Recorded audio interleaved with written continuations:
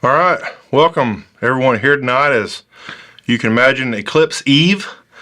I don't know what, I am pre-recording this, so I don't know if the whole world's went crazy yet or not out there. It may just be like a normal Sunday evening. I'm excited to be here. My family has been looking forward to the eclipse. I know some of y'all may be ready for it to be over and don't want to deal with it.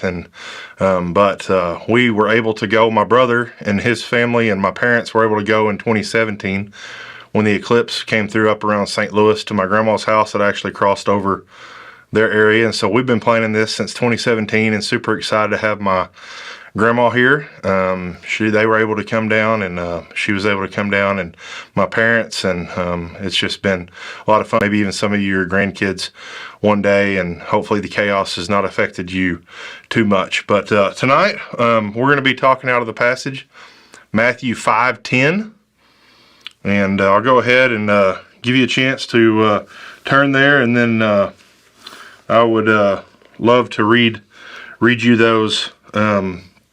Read you that passage. Tonight's topic is going to be persecution, probably something that we don't often talk about or focus on very much. And so it says, blessed are those who are persecuted for righteousness' sake, for theirs is the kingdom of heaven. And so tonight we want to break down, we're going to be talking about that verse, and like I said, be kind of focusing in on persecution, something that we don't always like to talk about. And so it's not often that we think of being blessed to be persecuted, but in this text we are not referring to just any persecution, but rather he specifically says, blessed are those who are persecuted for their righteousness. People can and have been persecuted for many things. Throughout our history and even now, people have been persecuted for things such as their skin color, maybe their religion, maybe their country of origin. There's many ways in which we may face persecution as a family, but in this specific instance, he's talking about persecution for your righteousness. So what is persecution? A dictionary defines persecution as hostility or ill treatment, cruel treatment of a person or group. All right? And so, tonight we're going to focus specifically on persecution for righteousness. The last few weeks, we have studied many other scenarios in which Jesus said that we may be blessed. Okay? I want to take a minute to look back at those. I want to read Matthew 5:3-9. Blessed are the poor in spirit, for theirs is the kingdom of heaven. Blessed are those who mourn, for they shall be comforted. Blessed are the meek, for they shall inherit the earth. Blessed are those who hunger and thirst for righteousness, for they shall be filled. Blessed are the merciful, for they shall obtain mercy. Blessed are the pure in heart, for they shall see God. And blessed are the peacemakers, for they shall be called sons of God. And so, toward the end of that passage, we start to see merciful, pure in heart, peacemakers. So it seems a little strange to jump immediately to those that are persecuted. We go from working to keep peace and have reconciliation to the expectation of being persecuted. If you know me, you know I'm a major peacemaker. I want others happy, even if it means for me to be inconvenienced. In fact, many times in my life, I have even gotten in trouble with my own wife for being a peacemaker. I remember once when we went to the beach with my family, and one of the rooms, my parents had rented a house, and one of the rooms had twin beds in it. At this time, we were married, and I said, I just volunteered. I knew that I wanted it to be peaceful. I didn't want anybody else to have to sleep in twin beds, smaller beds.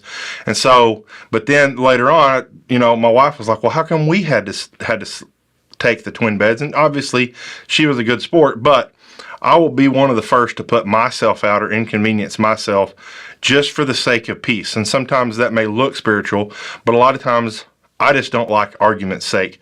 And my wife, sometimes she enjoys a good argument. She's willing to have an argument just for the sake of arguing, and then she's completely good. But me, at times, I like to be a little more chill, and that's just kind of, honestly, my personality. But we should also know that not all attempts at reconciliation are going to be successful. In fact, I would say there are some out there that actually take initiative to revile or to slander us as Christians. We must separate when we are being attacked for our righteousness, though. In fact, we should even go so far as to expect to be persecuted for our righteousness. The Bible says that blessed are those who are persecuted for their righteousness. And so we should actually look at that, and we should think that we're, as we'll visit later on in this passage, that we should actually expect persecution for our righteousness. And so the world is going to hate us and despise us for our faith. I'm sure some of us are starting to feel that in today's world. Jesus knew this. In fact, I would even go so far to ask you if you are not experiencing a form of persecution for your faith. Are you living out your faith in such a way that people would even notice? Right? Are you striving to fall a little bit into the background? In fact, I enjoy listening to this podcast. It's called the Nate Land Podcast. It's a comedian named Nate Bargatze, and he has 4 comedians on this podcast. And one week they had posed the question that if you were in a witness protection program and you had to join a professional sports team to hide as part of that program, what sport would you fit into, and why? And different ones of them, they had different ideas. And one of them had said he would join a soccer team. And he said, because when you watch soccer on the field, you see there's a lot of people out there, even when the ball's not right in their possession, you see them walking over here, and he said, hey, if the rest of the team was in on it, they would know, hey, just don't pass the ball to me, just pretend like I don't exist over here. And his goal was to hide into the shadows.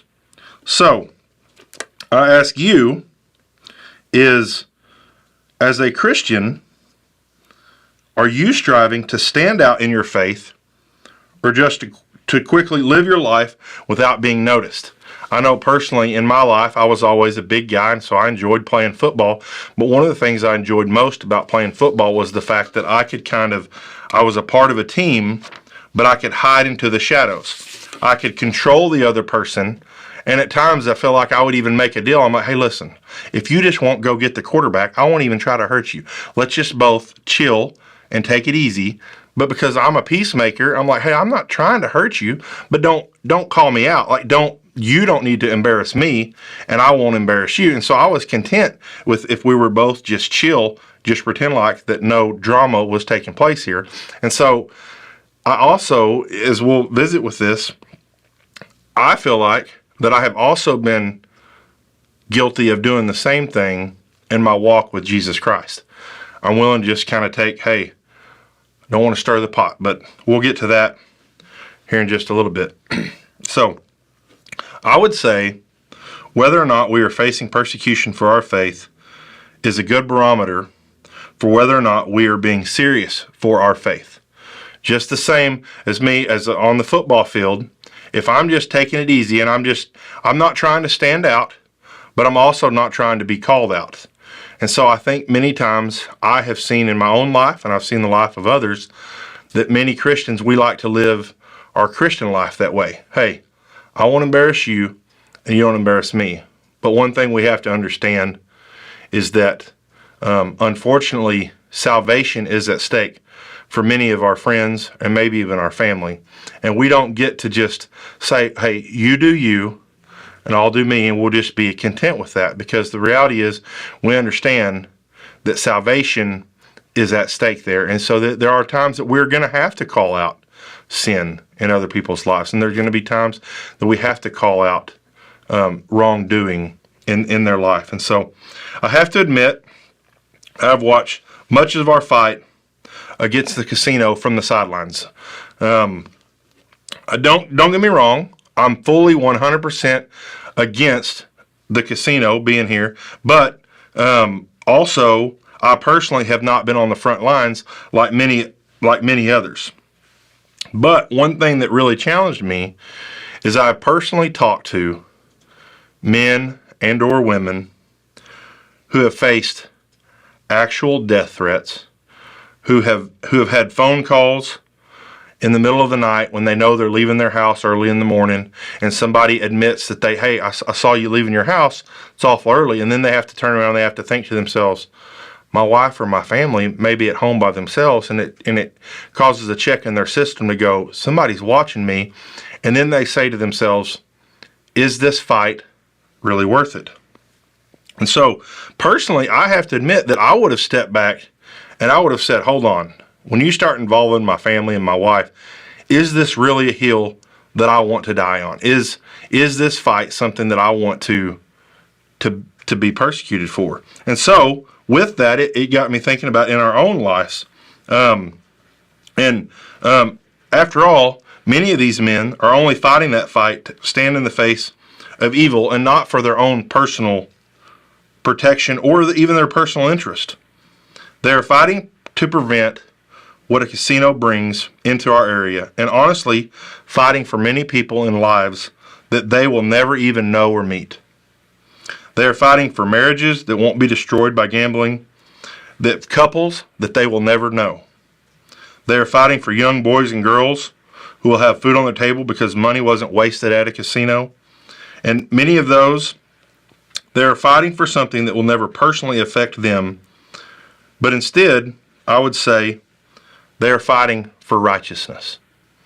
Okay? And so in life, I ask us, are you willing to stand out, and would you be willing to be called out for the sake of righteousness, to stand up for what's right, just like these folks that faced serious death threats, and all for what? The reality is that I would probably, and them as well, if a casino came to town, it would be so easy for us just to pretend like, that's over there, it doesn't ever affect me. You know what? I'm never going to step in there.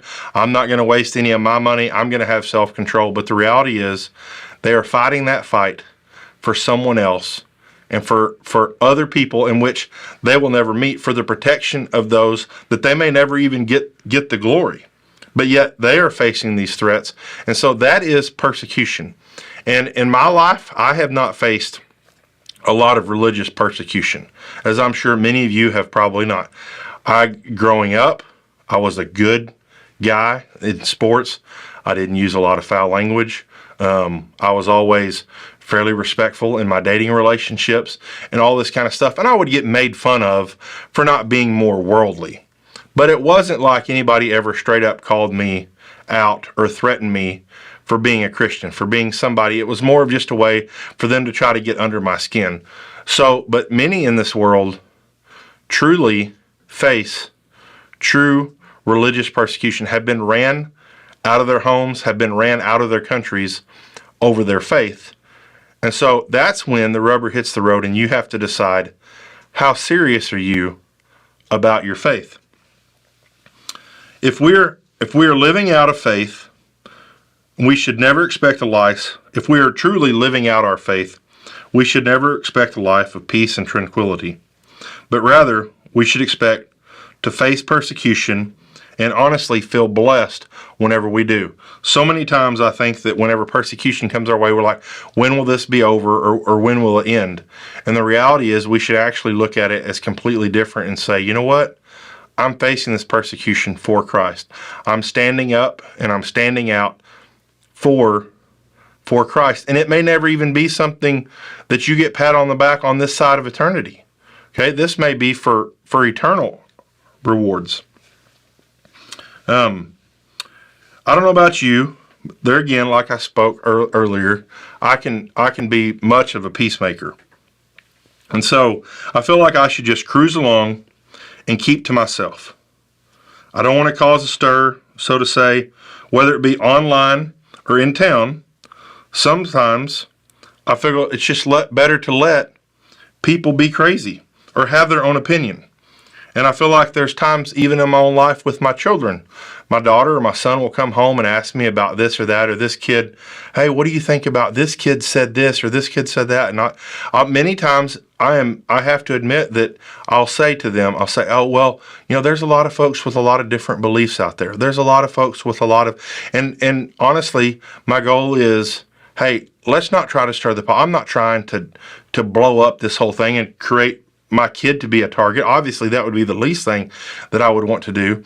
And so many times I feel like that becomes what I try to do, is rather than stir the pot, I just try to cruise underneath the radar and not cause a big stink and be laughed at or be told, and maybe even at times, maybe even I don't feel adequate to stand and fight against those things. Sometimes maybe it's my own knowledge of my own faith.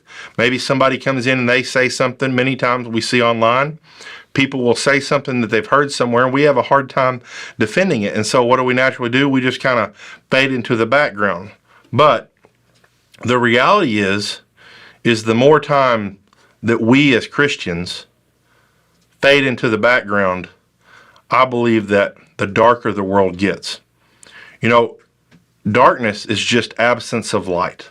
And I'm sure you've heard that before, but I could not carry a little ball of darkness into this room and hold it in my hand and hold it up for you to see and say, oh, okay, look, he's got a little ball of darkness in his hand. Now, I could do that with a light. If the whole room was dark, I could take a light and bring it in here and I could show you that I had a light in my hand. Well, the world, the more that we strive to not face persecution, the more that we strive to just be quiet and not to stir the pot, so to say, I truly believe that that's taking more and more light out of the world and out of these places. And now, listen, I'm not sitting here trying to say that you need to go get in fights in the comment sections online. I think the comment sections online, for the most part, are a huge waste of time. But on the same token, I want to encourage you to never hesitate to share your opinion, because I feel like that we are living in a world where Christians many times are berated about our beliefs, and we come up, other people, so-called more educated, so-called more, more, I guess, forward thinking, they come in and they attack us and they try to say, whether it be you don't want to post your stance on abortion, because you're just like, well, I know that's going to catch me a lot of heat from a lot of people. Well, the reality is, I would say most people in the background believe exactly how we believe, but instead we get tired of being persecuted rather than considering it a blessing for standing for those. And so there have been many times that I have to admit that being here, I am very thankful to serve under a pastor who is willing to stand for many of those things in the face of adversity, in the face of whenever he feels like it's not cool to be a pastor in town anymore, to be one of the only ones to take a stand on something, to give an unpopular opinion. And so I think that we can, as Christians, we can do one thing: we can encourage one another. I think that's a big thing that we can do, is we can come alongside, we can encourage each other. But then also I think that we need to know that when we face persecution, we face those hard times, that actually God says that we are blessed to face those things because we have taken the time to stand up against those things. And so, unfortunately, as you all know, the way the world is headed right now is not a way toward Christ. Many times, as a Christian, I feel like it's our responsibility to share Christ no matter the backlash.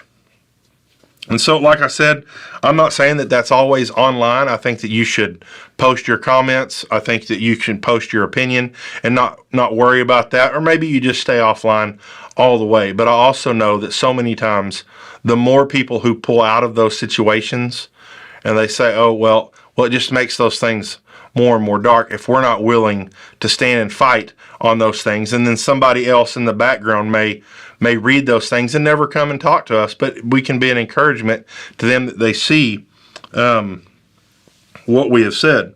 So, I'm saying that we should not be scared to share our biblical beliefs, not to be worried about the backlash, but rather we should expect it. It changes honestly, and honestly consider it a blessing. God is good news. It brings hope and salvation. We can't lose sight of the fact that what we have is good news. Even if the world, no matter how dark, no matter how sinful that person is, we bring hope and we bring reconciliation, whether or not they see it that day or whether or not they don't. I love to fish. I love the fact that God called us to be fishers of men, because you know what that says? I have been fishing many, many times and never caught a fish. But you know what? The next time that I go out, I'm just as excited as before. I'm ready to go, and I'm anxiously awaiting that first bite. And I believe that it can be the same way when we're out there sharing God's good news. We cannot lose sight that what we bring is good news. It's what the fish does. What the fish does is not my responsibility. The same thing for us whenever we're sharing Christ with or we bring good news, or we say, hey, we don't believe that there should be abortion, or if we stand against a casino or whatever it may be in your own world, then you have to know that those things are good news and are godly, and that's where ultimately where we want to end up, and that's where we want to stand. And so I encourage you to be strong in your faith, and do not hesitate for those beliefs. And remember, once again, blessed are those who are persecuted because of righteousness. Don't lose track of that. Okay, we're not talking about people that are persecuted for some other reason. You are persecuted because of your stance on righteousness, and don't lose track also of what righteousness is, and that's following God's true work. So make sure that you're standing on God's word. So it says, blessed are those who are persecuted because of righteousness, for theirs is the kingdom of heaven. So at this time, I'm going to go ahead, I'm going to pray and get ready to close. I want to thank you guys for listening. I hope you get to enjoy. Tomorrow will be a special event. No matter how crazy the world is out there, I think it's a cool opportunity for us to enjoy a cool thing that God's creation will have created for us. Personally, I hope it's not cloudy. I don't know. Like I said, we're pre-recording this. I don't know what the weatherman says at this point, but I know it probably doesn't matter because we've all seen the weather change in 24 hours. So let's pray. I hope you guys enjoy tomorrow. God, we thank you for today. Thank you for all that you've done, dear God. We do pray that you would help us to be encouraged when we are persecuted, and that we could face that with strength, and that we do not be dismayed, but rather we would stand strong and